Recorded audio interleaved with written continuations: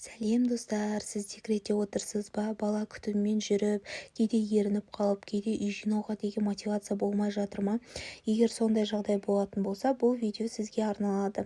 Ең алдымен музыка қосуды ұмытпаңыз, және де мүмкіндік болса наушникпен тыңдағаныңыз өте жақсы. Әрі тез үй жинауға көмек болады. Егер баламен отырып үй жинау керек еді деген оймен отырсаңыз, мотивация беретін видео көруге кеңес беремін. Ал бастайық. Ең алдымен неден бастарыңызды білмей отырсыз ба? Бірінші сізге кеңесім ас үйден бастаңыз. Яғни ыдыс жуып жан-жағыңызды ретке келтіргенде уже сізде мотивация сол болады. Ары қарай өзіңіз де тоқтамайсыз, және ары қарай реттеу уже сізге оңайырақ болады. Декретте отырған аналар жақсы біледі. Декрет демалыс емес, бірақ біліңіз, сіз үлкен жұмыс атқарып жатырсыз.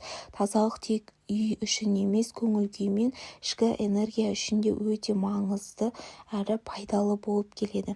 Және үйді реттеп алғаннан кейін өзіңізді марапаттауды ұмытпаңыз. Жинап болған соң кофе, тәттілер немесе жай ғана демалуға өзіңізге рұқсат беріңіз. Сіз қалай мотивация табасыз? Комментарийға жаза кетіңіз. Егер видео ұнаса, лайк басып каналға тіркеліңіз.